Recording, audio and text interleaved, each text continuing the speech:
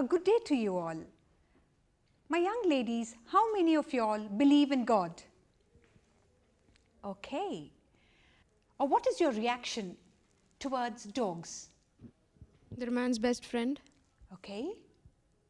Yes, Alice? I'm scared of dogs, ma'am. You're scared of dogs. Okay. What about ice cream? I love ice cream. You love ice cream. So today we are trying to find out what are the different reactions, what are the positions we take on different issues, persons, people, institutions, social groups. And we have come to a great topic in social psychology known as attitudes. Could you tell me what is attitudes? Your perception of a situation and your reaction to it. Your perception and your reaction, yes. Your reaction. Your opinion? Your opinion. Yes, Ansu? Maybe a response, ma'am? Very good, a response. Now let's see what the psychologists say. According to the psychologists, attitude is a learned tendency to behave in a particular manner, in a reasonably consistent manner towards a person, object, situation or idea. It is relatively enduring predisposition. It's a tendency to respond, tendency to act. It is said to be a learnt predisposition. When I was born, when I was a baby, I didn't have any attitudes. I learnt it as I grew up. Though there are some psychologists who say, hey, no, it is also partly genetic. They have found that identical twins have identical or similar attitudes regarding certain issues. Even identical twins who were separated from birth do have a similar attitude regarding certain things. Not on all things, regarding certain things. But generally, attitudes are learned predispositions. They are learned ways of reacting towards objects, towards dogs, ice cream, towards any institution. You love your school, you love your college. It could be towards people, you love your teachers, you love dad, you love mom. So you find that you have a tendency to respond to certain people, to certain organizations, to certain issues, to certain objects, to certain ideas. So they're also known as lasting evaluations. Attitudes are also known as lasting evaluations. So sum it up together, you find attitudes are made up of beliefs, emotion and action.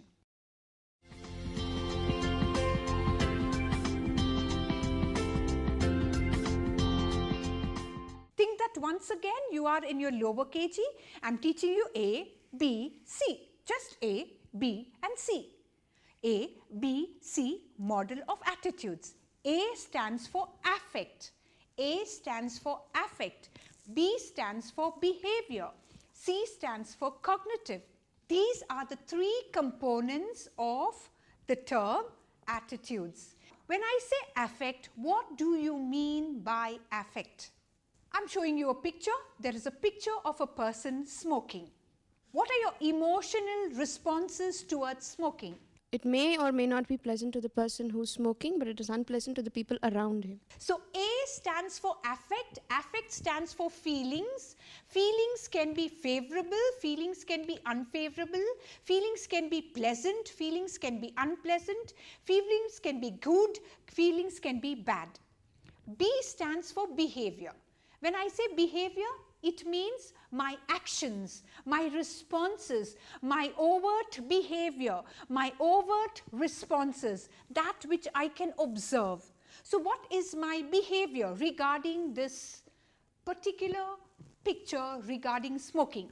So when you see someone smoking, what will you do? If I feel very unpleasant about it, I will request them to either quit it for that particular moment. We now go on to the third one. Okay, I talked about behavior. Now I'm going on to the cognitive dimension. What is cognitive?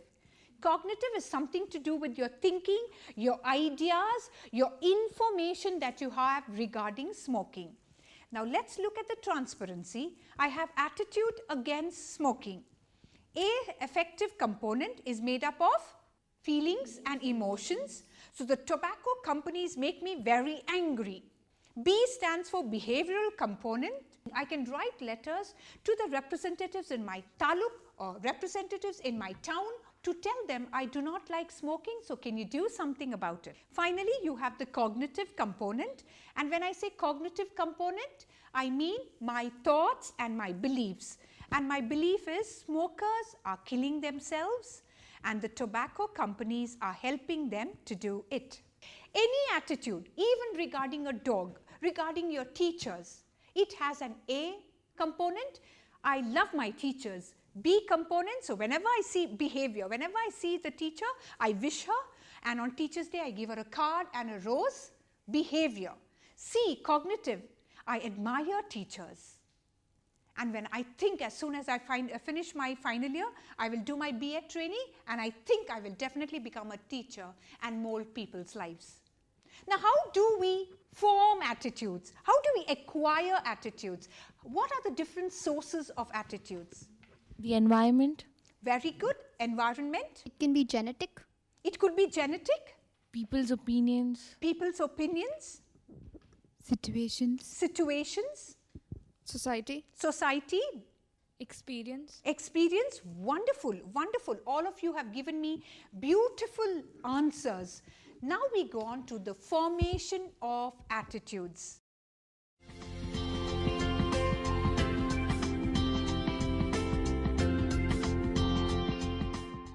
How are attitudes formed? How are attitudes acquired? We are having certain theories, and in our learning chapter in the first year, we learn the first theory of conditioning. And what is that first theory of conditioning? Classical conditioning. Okay, yes, Priscilla, what is classical conditioning? It's learning by simple association. Very good, learning by simple association. You find that lot of our attitudes are learned through classical conditioning. Stats, this person called Stats, S-T-A-A-T-S, Stats conducted an experiment. He took neutral words like two important countries, Sweden and Holland. And he took two neutral people called Bill and John. And what did he do? He brought about two types of emotional words. Negative emotional words like horrible, bad, and positive emotional words like beautiful, happy.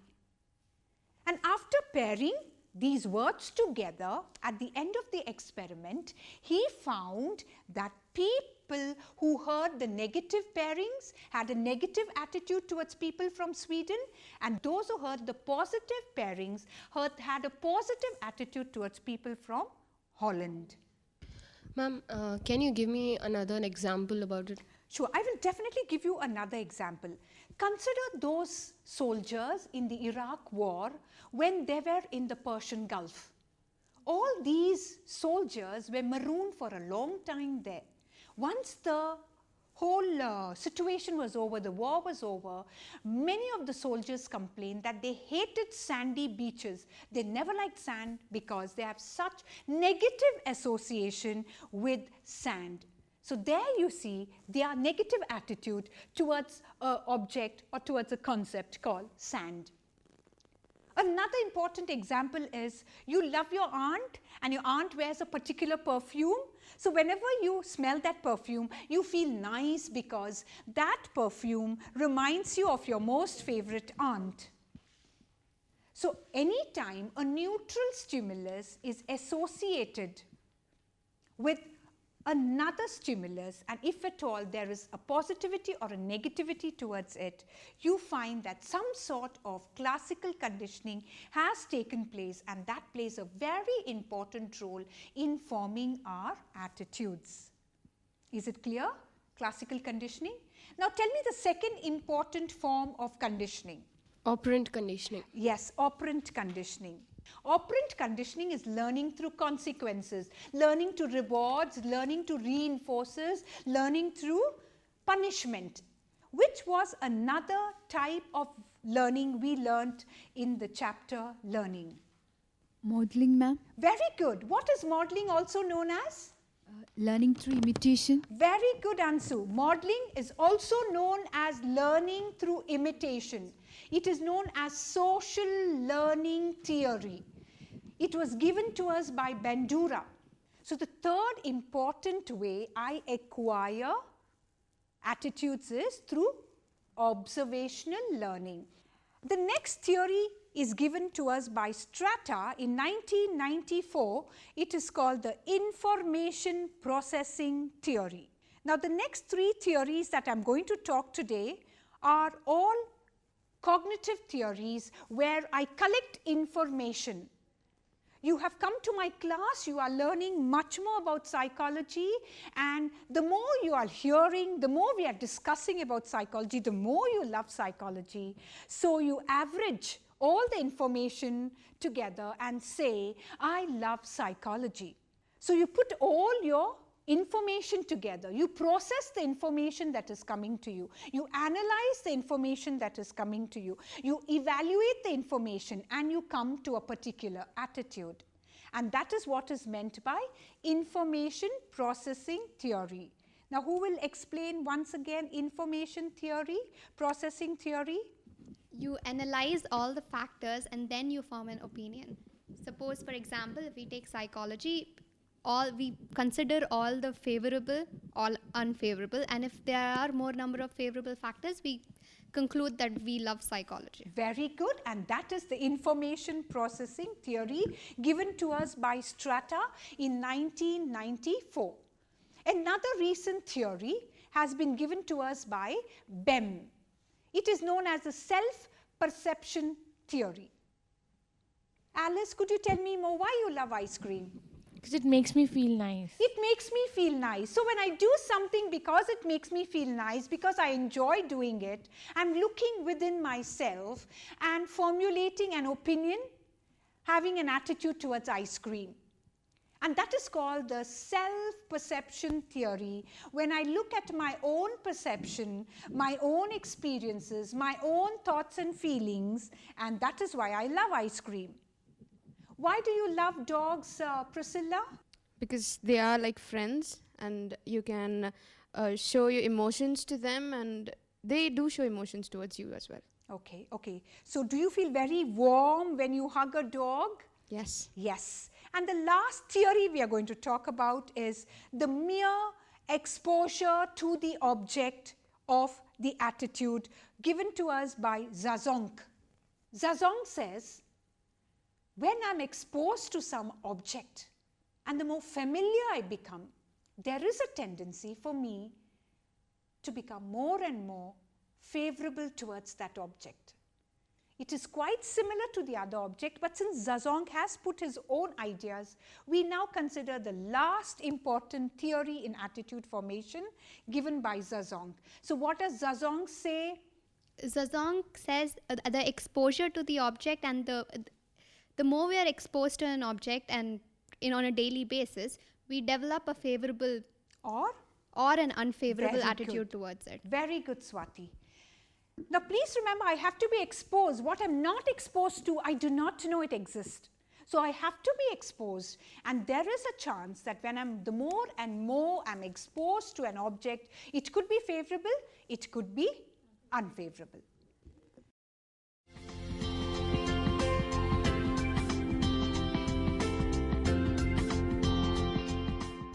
Now, when I am born, I'm very helpless.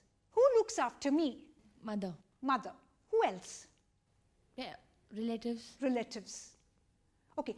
So now we are also considering what are our sources of attitudes. We finished talking about the acquiring of attitudes. We talked about the different processes. Now we are going to talk about the sources of attitudes. So I'm learning my attitudes, looking around, and through the interaction with people around me. So one of the most important source of forming my attitudes is through interaction with people. The first one I'm going to discuss today is my reference group. Which is my first reference group? Family. Very good, Alice. Family is my first reference group. My father and my mother are the most important agents of socialization.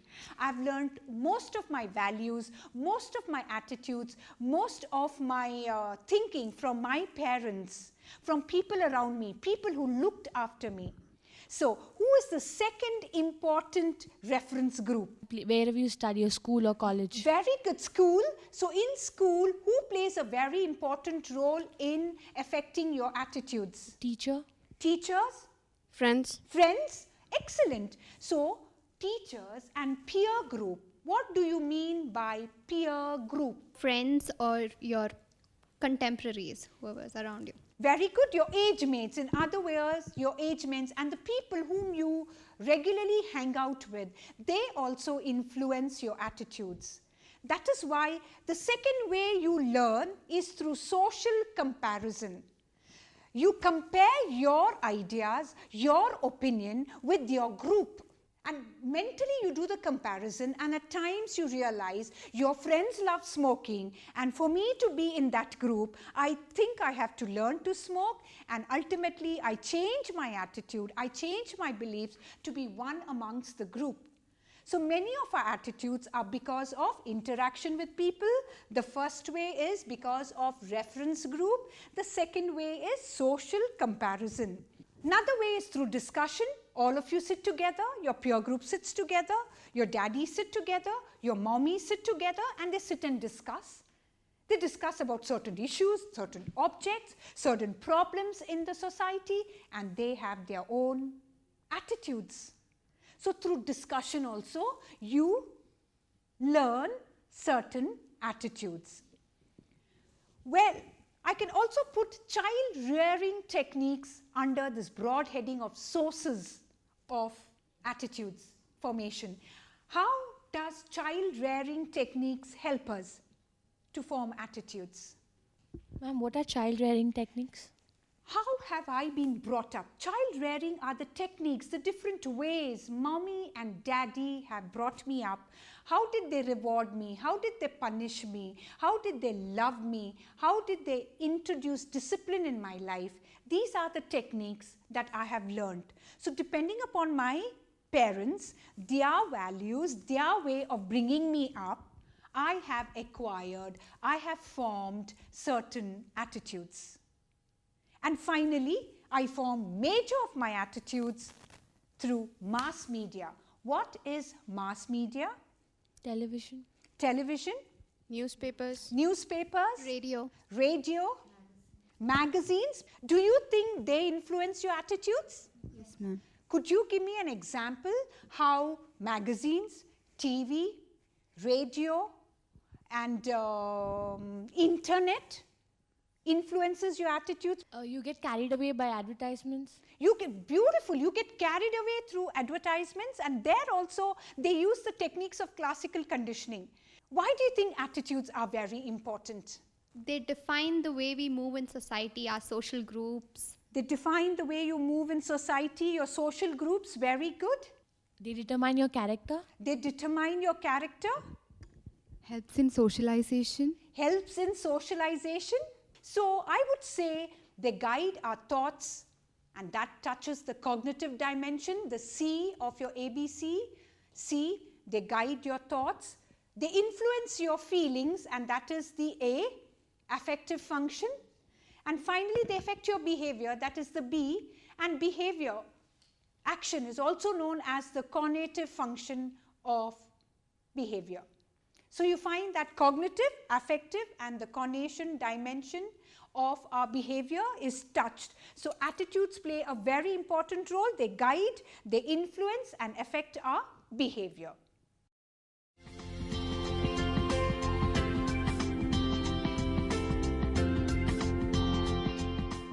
Now we have to talk about how attitudes influence our behavior, and there are two theories. There are two theories how attitudes influence our behavior. If we look at the diagram, the first behavioral theory is the theory of reasoned action and planned behavior. Now, what does it mean, the theory of reasoned action and planned behavior? I first have an attitude towards a specific behavior. There are subjective norms. There is perceived behavioral control, which affects intention and ultimately my behavior. Anytime I have to do something, take an action, when I talk about the theory of reasoned action, it tells us that human beings are very logical. They sit and they think. I consider my options. I weigh my pros and cons. I consider the consequences. I consider the effects. I consider the outcomes. And then I make a decision. And that decision affects my intention. And depending upon my intention, there is my behavior. I wanted to come to class today. And I felt if I come to class, I love my psychology. I want to come to my class. I thought about it. I would love to come to class, so I came to class and I have a very strong intention. I love psychology. I love my teacher. And so you are here, your level is very high, your intention, and here is your behavior. Attitude, intention, behavior.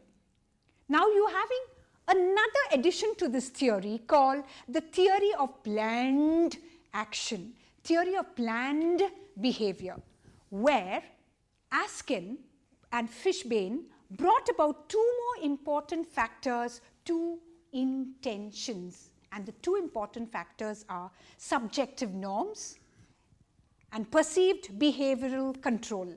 They said intentions are affected by attitude, subjective norms, and perceived behavioral control. Now, what does this mean? What is my attitude towards ear piercing? Is it positive? Is it negative? Is it favorable or unfavorable? Let me presume it is favorable. I love ear piercing. So the first important point that is going to affect my intention is attitude towards a specific behavior. And what is my behavior? Ear piercing. So my attitude is favorable. Subjective norms. I look at the people around me. Right now I'm in college, so my peer group is very important. What does Priscilla feel about ear piercing? And she says, wow, if you pierce your ears, you're going to look very smart. And Priyanka says, yes, you look hot. And Annie says, you look cool. Okay, so she has got the subjective norms. Now she goes to the third important component in this intention is perceived behavioral control. I know of a person, I know of a beauty parlor that is going to pierce my ear. And the chances are my intention is high because my attitude is favorable, my inner circle friends are favorable, and I know where to get it done. And what's my behavior? I get it done. I don't like ear piercing, and I look around and my immediate circle is all my friends will not look at me if I come like that. They'll say, see how you look so ugly. You don't look smart at all. And then I don't have the money to go to the beauty parlor. So what happens to my intention? It gets crushed, and so I do not pierce my ear. So the first important theory we discussed today is the theory of reasoned action and planned behavior. I sit and plan, I weigh the pros and cons, I weigh the consequences, the outcomes, the effects. Then I look at my inner circle. Sometimes my inner circle is my peer group, sometimes my inner circle is my family, sometimes my inner circle may be my spouse. Will my spouse like it if I pierce my ear? So I consider my inner circle, and then I look at the availability. How much can I control that? Do I have the money? Do I know of someone who's very good? Can I get it easily? And that affects my intention and ultimately my behavior. We go on to the next important model, and that model is attitude to behavior and process model. Attitude to behavior and process model. Hey, not all the time I can sit and think, will I act like that? There are times I'm standing in a queue waiting to pay the fees, and somebody just comes in between and stands there. So what are you going to do? How does your attitude affect your behavior? How does this event affect your behavior? We act immediately. How do you act immediately? Tell them that everybody's waiting, so please. Very good. It depends upon, how will you act, Ansu? Excuse me, we came first. Okay. Yes, Alice, how will you act? I might not react, ma'am. Yeah, I why might won't you react? Because you are a very holy person and you want to say, it's okay, poor thing, maybe it's okay. Now, it all depends upon, over here they consider the event, I have to act fast, event, the moment somebody comes, that's the event, it touches your cognition and it looks at your knowledge of social norms. Hey, this is not done, but I use my own discretion, I perceive it in my own different ways, and there is behavior.